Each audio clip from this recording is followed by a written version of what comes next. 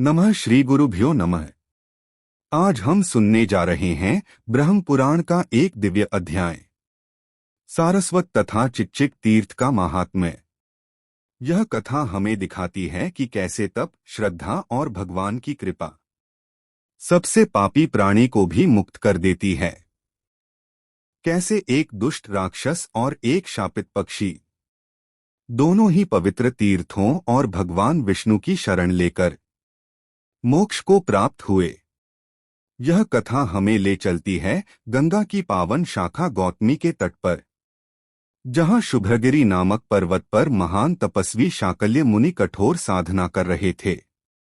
देवता, गंधर्व और सिद्धजन प्रतिदिन उन्हें प्रणाम करते थे, लेकिन उसी पर्वत पर एक भयानक राक्षस रहता था, परशु नामक, जो यज्ञ से द्वेष रखता था और ब्राह्मणों का वध करता था। वह मुनि को हानि पहुंचाने की चेष्टा करता, परंतु शाकल्य की तपशक्ति और विष्णु कृपा से कभी सफल न हो सका। एक दिन उसने ब्राह्मण का वेश धारण किया और शाकल्य के आश्रम में अतिथि बनकर आया। वह वृद्ध और दुर्बल प्रतीत होता था, पर भीतर छुपा था दुष्ट अभिप्राय। क्या हुआ जब शाकल्य ने उसका आतिथ्य स्वीकार किया?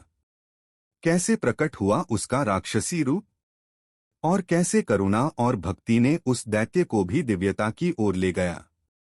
इसी अध्याय में आगे हम सुनेंगे एक अद्भुत कथा, चिच्चिक नामक एक पक्षी की, जो दो मुख वाला था और अपने पापों से व्याकुल होकर राजा पवमान की सहायता से पावन गदाधर तीर्थ पहुंचा। वहां गंगा और विष्णु के दर्शन से उसे मुक्ति प्राप्त हुई। आइए अब विस्तार से सुनते हैं ब्रह्म पुराण की यह पावन कथा।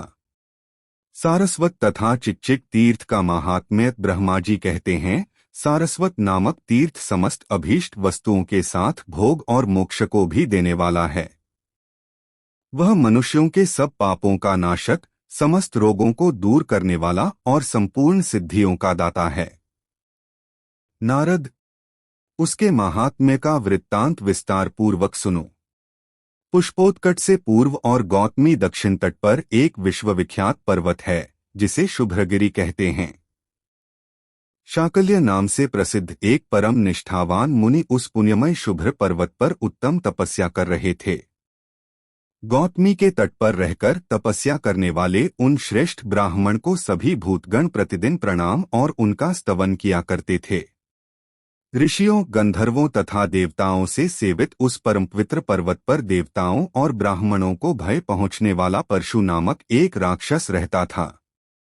वह यज्ञ से द्वेष रखता, ब्राह्मण हत्या करता और इच्छानुसार अनेक रूप धारण करके वन में विचरता रहता था।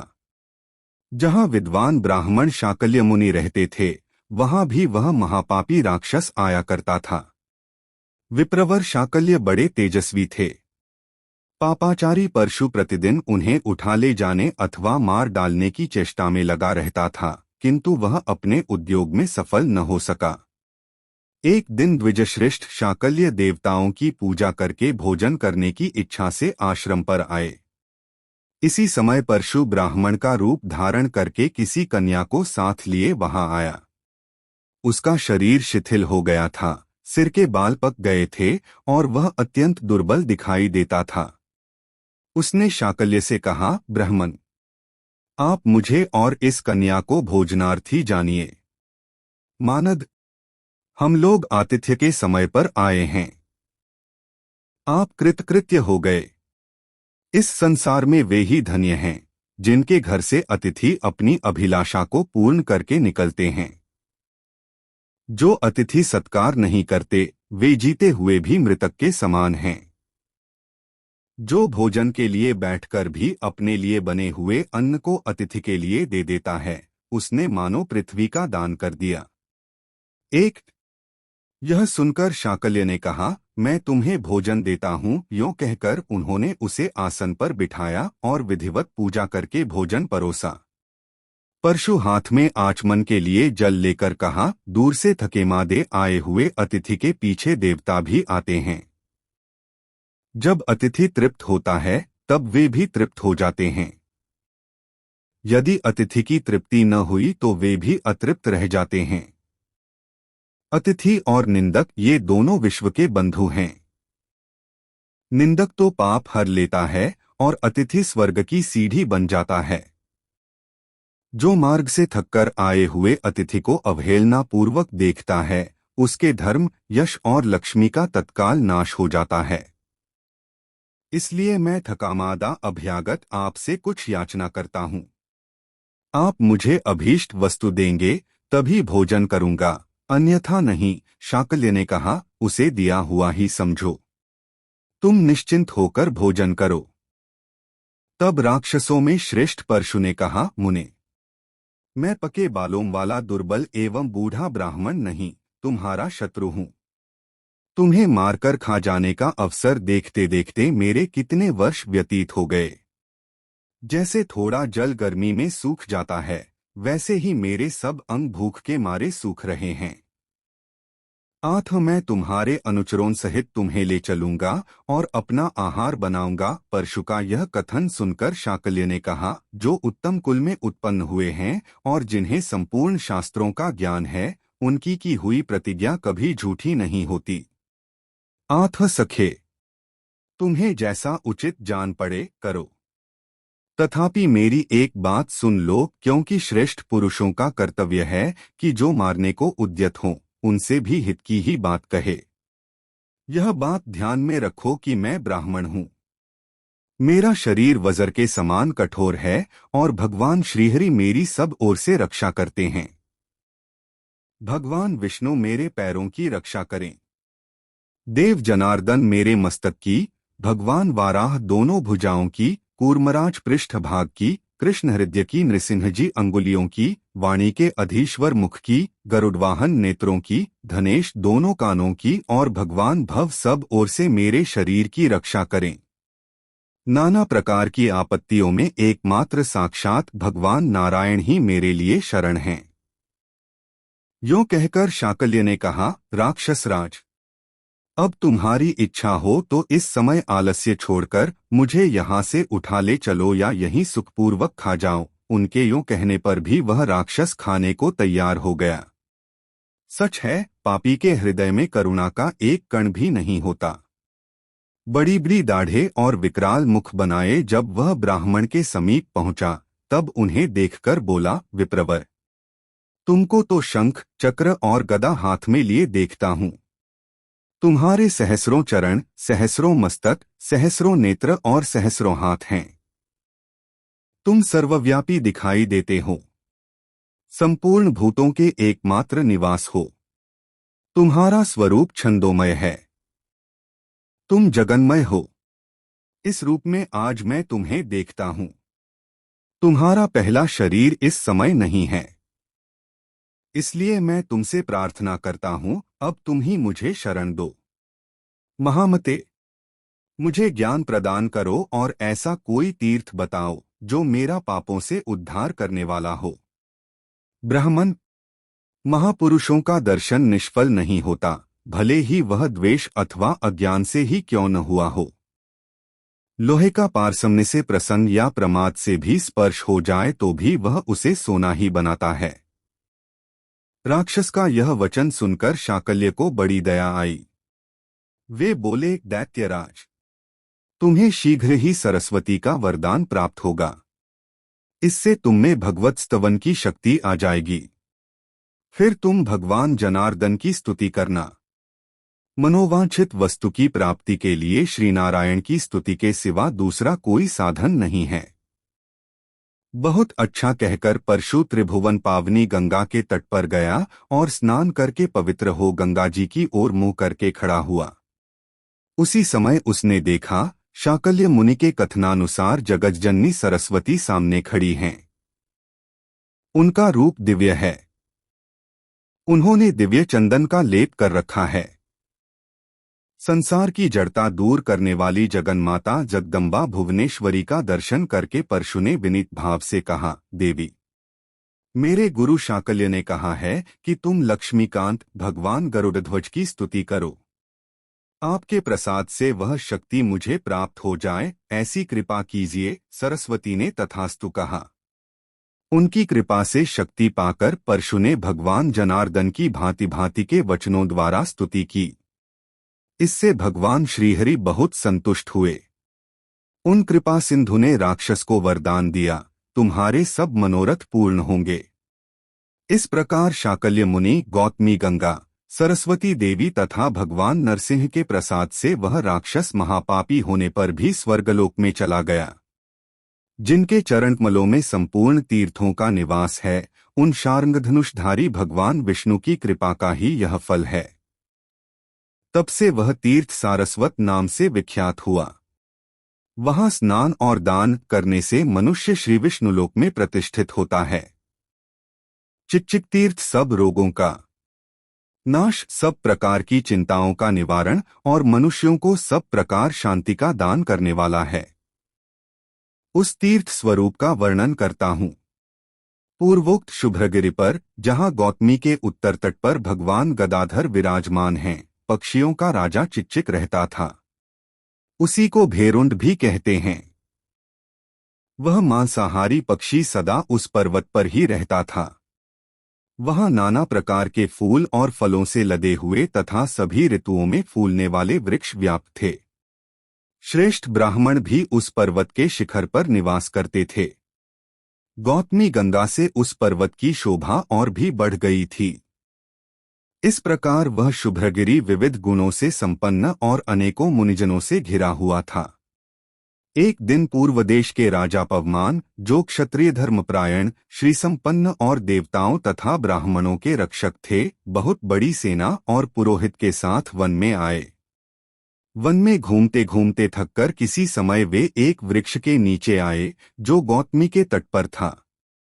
बहुत से पक्षी उस वृक्ष पर निवास करते थे। वहां पहुंचकर राजा ने चिकचिक पक्षी को देखा, जिसके 2 मुंह थे। वह स्थूलकाय और सुंदर था। उसे चिंता में निमग्न देख राजा ने पूछा, तुम 2 मुख वाले पक्षी के रूप में कौन हो? चिंतित से दिखाई देते हो। यहां तो कोई भी दुहक से पीड़ित नहीं है, फिर तुम कैसे कष्ट पा रहे हो?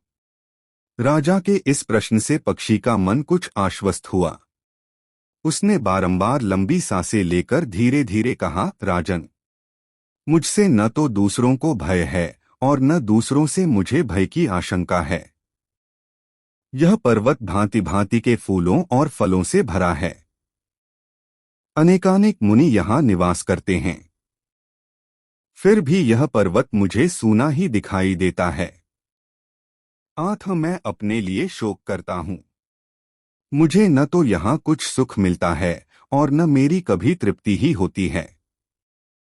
इतना ही नहीं, मैं निद्रा, विश्राम और शांति से भी वंचित हूँ। 2 मुख वाले पक्षी की यह बात सुनकर राजा को बड़ा विस्मय हुआ। उन्होंने पूछा, तुम कौन हो? तुमने कौन सा पाप किया है और क्यों तुम्हें यह पर्वत सूना दिखाई देता है? यहाँ रहने वाले प्राणी तो एक मुख से ही तृप्त रहते हैं। तुम्हारे तो 2 मुख हैं, तुम्हें क्यों नहीं तृप्ति होती? तुमने इस जन्म में अथवा पूर्व जन्म में कौन सा पाप किया है? ये सब बातें मुझसे सच सच बताओ, मैं तुम्हें महान भय से बचाऊंगा। चिकचिक ने पुनः लंबी सांस लेकर राजा से कहा, महाराज, मैं तुम्हें अपने पूर्वजन्म का वृत्तांत सुनाता हूँ, सुनो। पूर्वजन्म में मैं वेदांगों में पारंगत श्रेष्ठ ब्राह्मण था। उत्तम कुल में मेरा जन्म हुआ था और अच्छे पंडित के रूप में मेरी प्रसिद्धि थी, किंतु मैं सबका कार्य बिगाड़ने वाला और कलहप्रिय था। लोगों के मुंह पर कुछ और कहता तथा पीठ पीछे कुछ और, दूसरों की उन्नति देखकर सदा दुहखी होता और माया फैलाकर संसार को ठगा करता था। मैं कृतघ्न, असत्यवादी, परनिंदा कुशल, मित्रद्रोही, स्वामिद्रोही, गुरुद्रोही, दंभाचारी और अत्यंत निर्दय था। मन, वाणी और क्रिया द्वारा दूसरों की हिंसा करना ही मेरा सदा का मनोरंजन था। स्त्री पुरुष के जोड़े में फूट डाल देना, समूह के समूह का विनाश करना, मर्यादा तोड़ना आदि दुष्कर्म मैं बिना विचारे किया करता था। विद्वान पुरुषों की सेवा से दूर ही रहता था। तीनों लोकों में मेरे जैसा पापी दूसरा कोई नहीं था। इसी से मेरे दो मुंह हो गए। दूसरों को दुख देने से मैं स्वयं भी दुख का भागी हुआ हूँ और इसीलिए यह पर्वत सूना दिखाई देता है। राजन, और भी धर्मयुक्त वचन सुनो, जिसके पालन किए बिना ब्रह्महत्या के समान पाप लगता है। क्षत्रिय युद्ध में जाकर अथवा युद्ध से अन्यत्र भी यदि भागने वाले, हथियार रख देने वाले, अपना विश्वास करने वाले, युद्ध में पीठ दिखाने वाले, अपरिचित बैठे हुए तथा मैं डरता हूँ यूं कहने वाले मनुष्य को मार डालता है तो उसे ब्रह्महत्यारा कहते हैं। जो सामने प्रिय बोलता, परोक्ष में कटुवचन कहता, मन में दूसरी बात सोचता, वाणी से दूसरी बात कहता और क्रिया रूप में सदा दूसरा ही कार्य करता है, जो गुरुजनों की शपथ खाता, द्वेष रखता, ब्राह्मणों की निंदा करता और झूठ मूठ की विनय दिखाता, वह पापात्मा ब्रह्महत्यारा है। जो द्वेषवश देवता, वेद, अध्यात्म शास्त्र, धर्म और ब्राह्मण के संग की निंदा करता है, वह ब्रह्मघाती है। राजन, मैं ऐसा ही था तो भी लज्जावश दिखाने के लिए सदाचारी सा बना रहता था, इससे मुझे पक्षी होना पड़ा है। इस अवस्था में रहने पर भी मुझसे कहीं कुछ पुण्यकर्म भी बन गया था, जिससे मुझे स्वतः ही अपने पूर्वजन्म की बातों का स्मरण हो आया है। चिक की बात सुनकर राजा पवमान को बड़ा आश्चर्य हुआ। उन्होंने पूछा, किस कर्म से तुम्हारी मुक्ति होगी? उसने कहा, सुव्रत। गौतमी के उत्तर तट पर गदाधर नामक तीर्थ है, वहीं मुझे ले चलो। वह तीर्थ परम पवित्र और सब पापों का नाश करने वाला है। मैंने बड़े बड़े मुनियों से सुना है कि वह सब अभीष्ट वस्तुओं को देने वाला है। गौतमी गंगा तथा भगवान विष्णु के सिवा दूसरा कोई क्लेशों का नाश करने वाला नहीं है। मैं चाहता हूँ सर्वतोभावेन उस तीर्थ का दर्शन करूं, किंतु मेरे प्रयत्न से यह कभी संभव नहीं है। भला पापियों को मनोवांछित वस्तु की प्राप्ति कैसे हो सकती है? वीर, मैं यत्न करने पर भी उस तीर्थ का दर्शन नहीं कर पाता। यह कार्य मेरे लिए अत्यंत दुष्कर है। तुम्हारी कृपा हो तो मैं भगवान गदाधर का दर्शन कर सकता हूँ। भगवान करुणा के सागर हैं। वे बिना बताए ही सबके दुखों को जानते हैं। उनका दर्शन कर लेने पर पुनः मनुष्यों को सांसारिक क्लेश का अनुभव नहीं करना पड़ता। राजन, मैं तुम्हारे प्रसाद से भगवान का दर्शन करते ही स्वर्गलोक को चला जाऊंगा। पक्षी के यों कहने पर राजा पवमान ने उसे उठा लिया और ले जाकर उसे गौतमी गंगा तथा भगवान गदाधर का दर्शन कराया। चिक ने स्नान करके त्रैलोक्य पावनी गंगा से कहा, माता गौतमी, तुम तीनों लोकों को पवित्र करने वाली हो। मनुष्य जब तक तुम्हारा दर्शन नहीं करता तभी तक इस लोक और परलोक में पातकी कहलाता है। यद्यपि मैंने सब प्रकार के पाप किए हैं तो भी अब तुम्हारी शरण में आया हूँ। मेरा उद्धार करो। तुम भगवान विष्णु के चरणकमलों से निकली हो। संसार के प्राणियों की तुम्हारे सिवा कहीं कोई भी गति नहीं है। पक्षी का अंतःकरण श्रद्धा से शुद्ध हो गया था। उसने एकमात्र गंगा की शरण ली और गंगे, मेरी रक्षा करो, इस प्रकार कहते हुए स्नान किया। तदंतर भगवान गदाधर को प्रणाम करके राजा पवमान से विदाले पर्वत निवासियों के देखते देखते वह स्वर्ग में चला गया। पवमान भी अपनी सेना के साथ अपने नगर को लौट गए। तब से वेदवेत्ता विद्वानों ने उस तीर्थ का नाम पावमान तीर्थ, चिक तीर्थ और गदाधर तीर्थ रख दिया। उस तीर्थ में किया हुआ पुण्यकर्म कोटि कोटि गुना हो जाता है।